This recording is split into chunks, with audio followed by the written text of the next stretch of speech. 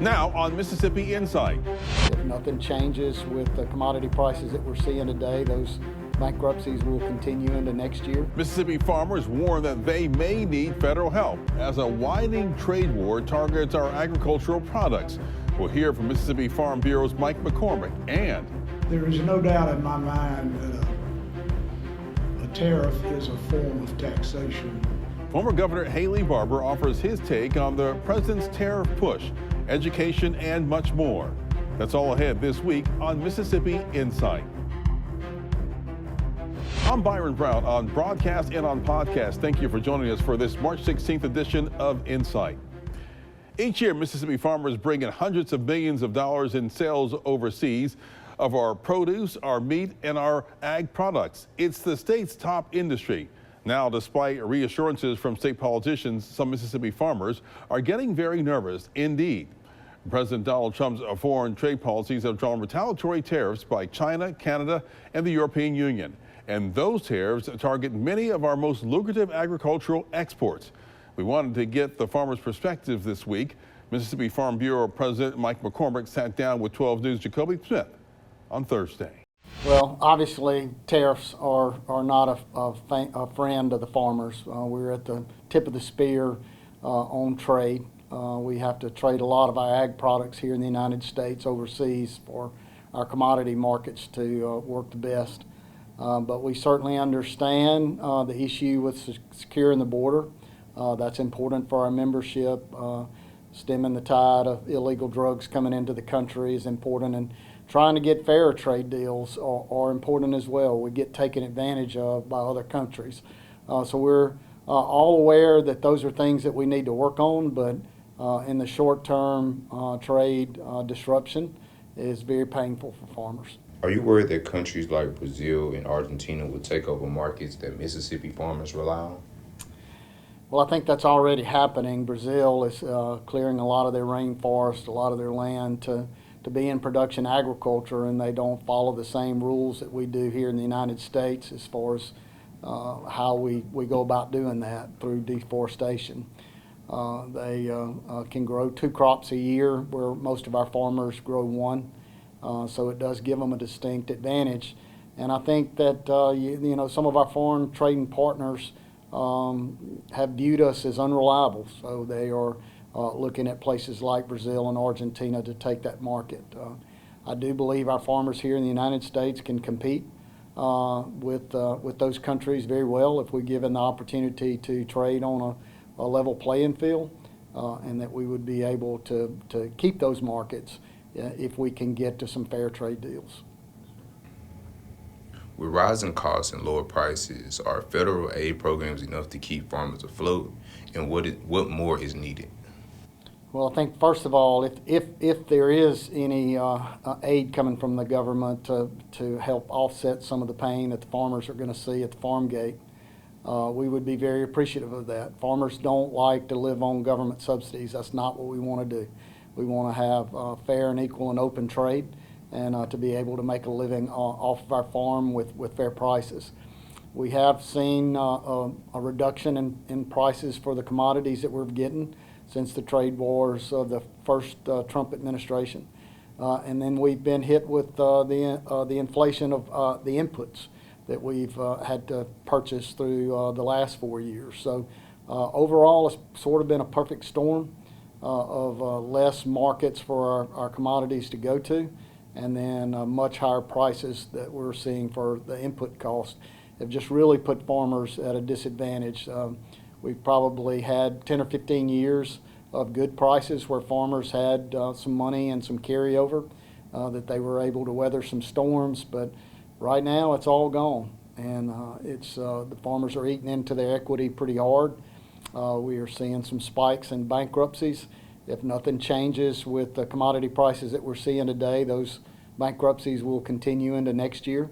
Very disheartened to hear a lot of our longtime farmers talking about hanging it up either this year or next year and not trying to fight this and lose what they've made in their careers. So I think to get farmers the farm loans that they're going to need to farm on next year, there will more than likely have to be some type of payments coming in from USDA just to encourage the bankers to see a bottom line that they're willing to extend some credit to the farmers going into next year. So without change, I think we'll have to see something from USDA. And I'm encouraged listening to our new Ag Secretary. I think she's very aware of how we navigate through all of these challenging times, and they're very aware that they're going to have to step up to the plate and do something.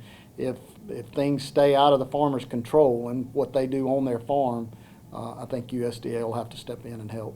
You mentioned USDA, and with the USDA budget cuts, the recent budget cuts, especially the food banks and school meal programs, how could that, again, impact Mississippi farmers? Well, you don't want to see any cuts, but we certainly understand that the government can't afford to do all programs that we're doing right now. So I'll have to leave that up to the people in Washington that are looking at the holistic picture to make sure that they can make budgets work.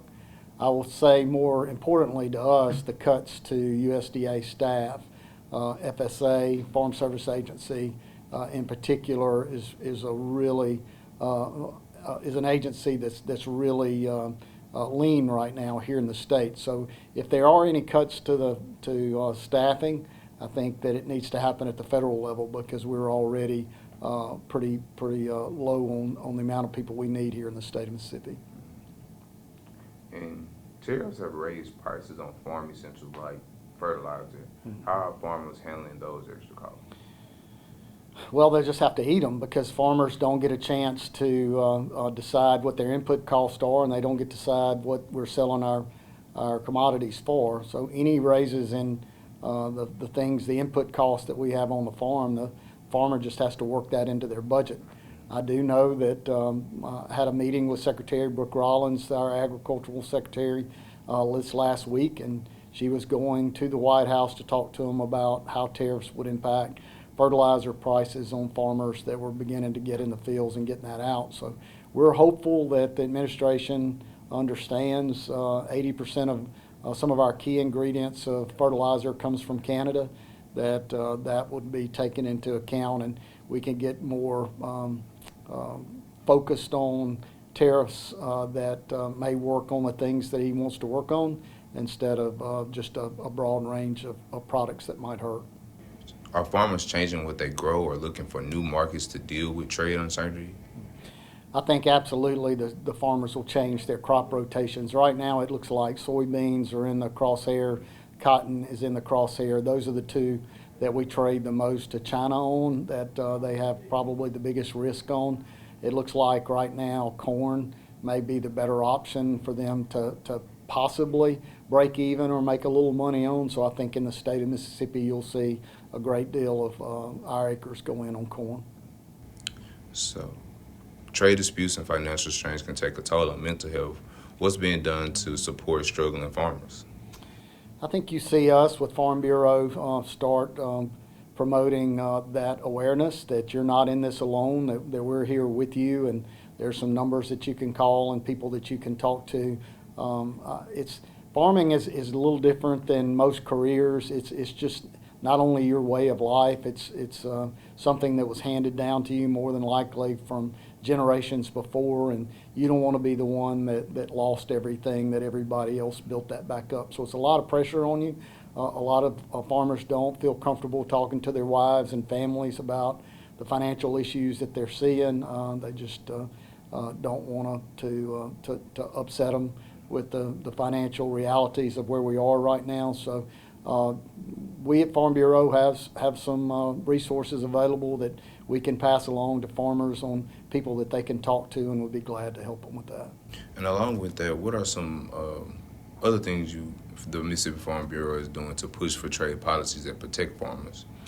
Well, I think more than anything right now, through our American Farm Bureau, our national organization, we're pushing for an update to the 2018 Farm Bill. We're 2 years past due of that being needed to be reauthorized, and there's some desperate updates that we need in that would help the farmers if we could get it across the finish line. Unfortunately, they're very divided in Congress right now, and there's a lot of discord between parties, and it's hard to get anything passed one way or the other. So what we are doing is just being the voice of saying, put your differences aside. It's time to reauthorize the Farm Bill, update it to have reference prices that work for farmers, so we can use crop insurance as our backstop, much needed at this point in time. You know, this is very uncertain times, and what we're hearing from the administration is being patient, that we're going to work through this, and I do believe there's been some things that were rolled back that was talked about, but at the same time, the farmers are going to the fields, and if you miss 1, 2, or 3 or 4 weeks in a manufacturing plant, you can probably gear that plant back up and make up the difference the rest of the year. If we miss the next month with uncertainties and farmers not sure if they want to plant or not, you're talking about a whole year, because the planting season may be over with. So we understand our farmers are really concerned right now. We also understand that they support border security and fair trade, because we're not getting treated fairly on the world market for the things that we're producing. Those are things that we have to work on. But at the same time, we've got to understand that this disruption that we're seeing is going to impact the farmers' bottom line, and there's nothing that they can do about it. And there may be a point in time where USDA has to step in to keep farm bankruptcies from happening. After the break, we'll get some Mississippi insights from none other than Haley Barbour. We're back in a moment.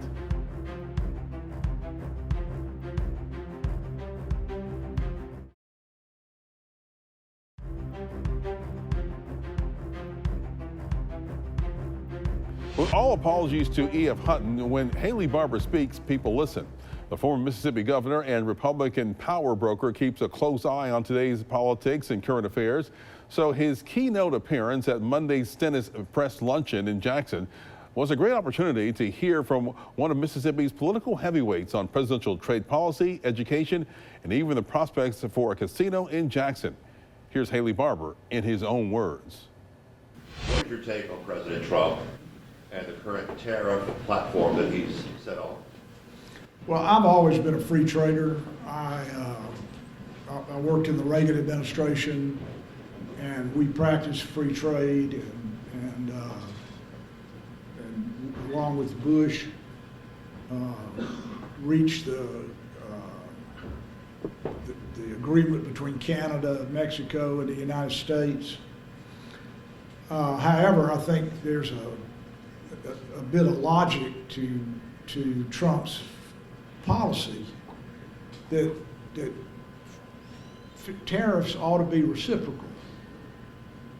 If we charge the Brazilians a 10% tariff on top of fruit that they send up here, then why isn't it fair for the Brazilians to charge us a 10% tariff on something that we send down there to reciprocate?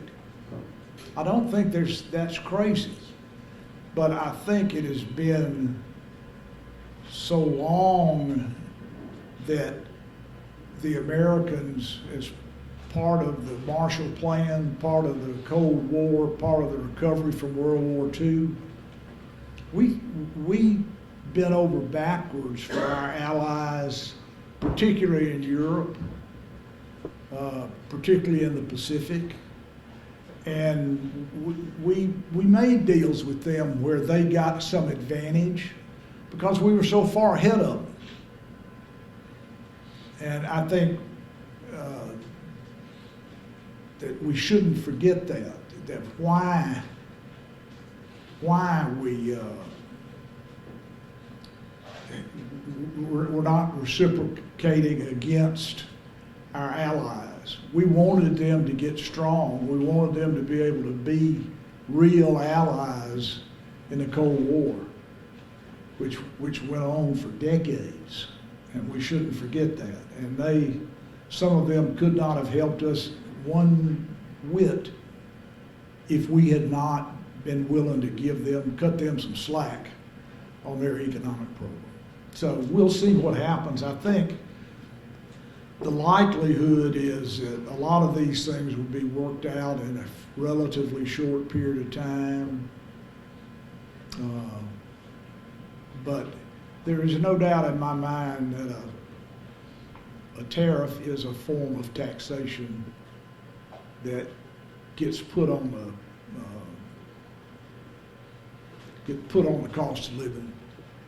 Do you still believe in dismantling the U.S. Department of Education? Do I still believe in? Dismantling the U.S. Department of Education? Not really, but I do believe that the states are supposed to dominate education, not the federal government. You know, if you look at the vast improvement that's occurred in Mississippi's education, particularly before COVID, but even since COVID, our schools are better performing. As you may know, I was the chairman of the board of NAEP for 2 years during the Trump administration. And, you know, people from other states call it the Mississippi Miracle because our scores have improved so much. Well, if the federal government should be in charge of everything, that wouldn't be the case, right? I mean, we, Louisiana, Massachusetts, whomever, the states are more likely to give better education to their children, and that's been recognized since before we became a nation, when we had states like Massachusetts and others that were founding public education. And I still think that's is the right case. Can we save money in education? Yeah, we can. It's hard to get legislators to focus on that. I used to say there were a lot of legislators that thought your support for education was dependent on how much money you're willing to spend. And there are a lot of districts in Mississippi that spend less money than others and have better results. It's just a fact. And so I don't think that they'll, I mean, we haven't had a Department of Education very long, but I think it unlikely that they will do away with the Department of Education. I think it likely they will make some modifications to make it less expensive and less bureaucratic. The easiest, least expensive to the taxpayers would be to legalize one casino to be in the Jackson city limits, to turn the execution of that plan over to the State Gaming Commission and tell them we want a world-class casino resort comparable to the Beau Rivage. Say that such a casino would take at least 2,000 employees. It would cost, like I say, $1 billion or more. It also would have construction workers. The construction workers are 2,000.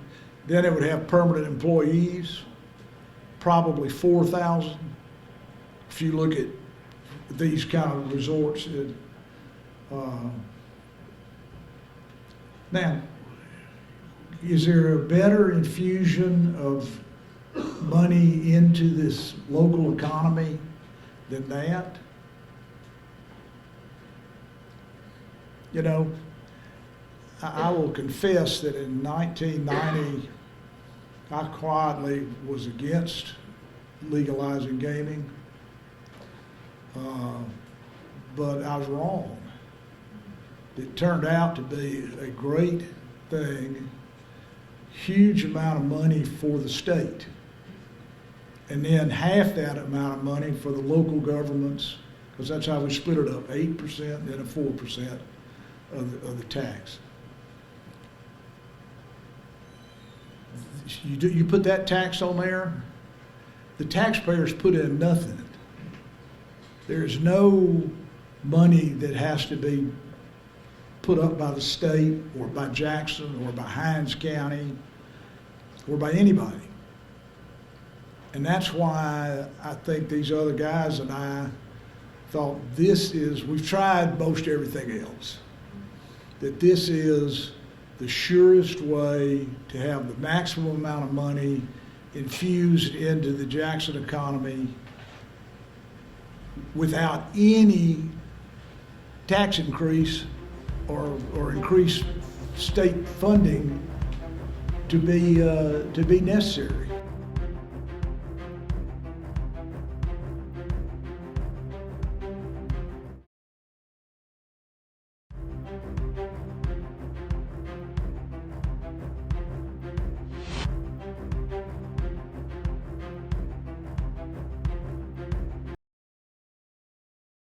We want to thank Mike McCormick and the Mississippi Farm Bureau for their time this week. We'll be back next weekend with more of the political and current affairs coverage that you demand. I'm Byron Brown from all of us here at 12 News. Make it a great weekend.